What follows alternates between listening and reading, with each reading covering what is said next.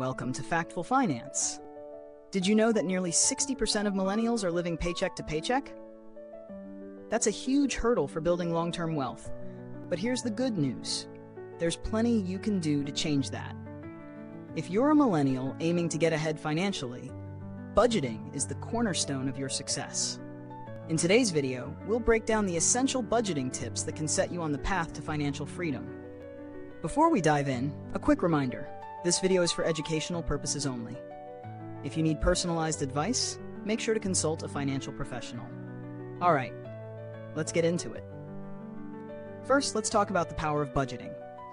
It's not just about tracking every cent you spend. It's about understanding where your money goes, taking control, and making informed decisions. Whether you're saving for a down payment on a home, paying off student loans, or building an emergency fund, budgeting is the tool that makes those goals achievable. Step 1. Understand your income and expenses. It sounds simple, but this is where a lot of people get stuck. The key is to track all your sources of income, whether it's your salary, side gigs, or passive income, and match that against your expenses. Start by categorizing them. Essentials like rent, utilities, and groceries versus discretionary spending like dining out, entertainment, and shopping. Apps like Mint or YNAB, You Need a Budget, can help you organize and monitor your finances effortlessly. Next, let's talk about the 50-30-20 rule. This is a simple budgeting formula that's perfect for millennials who are just starting out. Here's how it works. 50% of your income should go towards needs, things like housing, transportation, and food. 30% goes towards wants, fun activities, subscriptions, and those little extras you enjoy.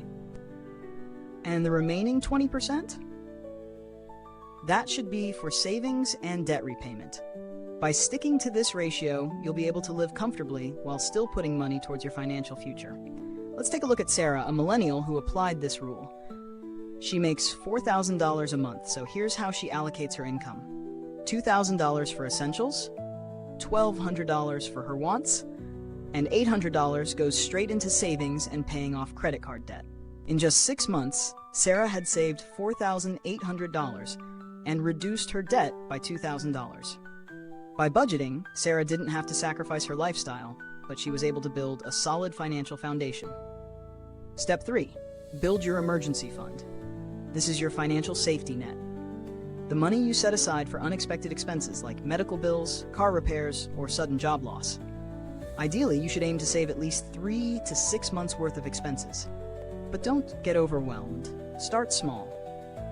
Even saving $500 is a great first step. The peace of mind you get from knowing you're covered in case of an emergency is priceless. Step 4. Automate your savings. If you want to make saving as painless as possible, set up automatic transfers to your savings account right after you get paid. This way, you're less likely to spend what you should be saving. Even small contributions can add up over time. Think of it as paying yourself first. Now, let's dive into an advanced tip, tracking your net worth. This is a key metric to gauge your overall financial health. Your net worth is the difference between what you own, assets, and what you owe, liabilities. This gives you a clear picture of where you stand financially and helps you stay motivated to pay off debts and build your wealth.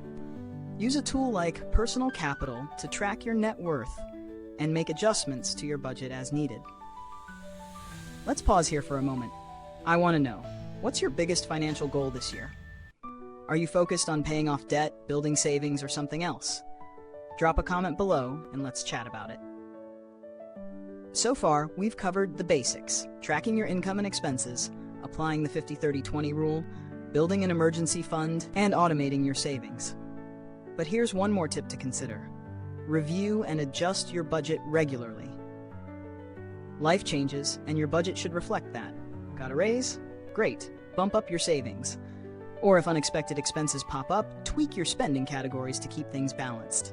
The key is staying flexible and adjusting when necessary. Before we wrap, I want to leave you with one more piece of advice. Start now. The earlier you begin budgeting and saving, the more time your money has to grow. Millennials have the advantage of time on their side, so make the most of it. Thank you for tuning in to Factful Finance. If you enjoyed this video and want more practical tips on building wealth, Don't forget to like, subscribe, and click the bell so you never miss an update. We think you'll find our next video on investing for beginners especially helpful in reaching your financial goals.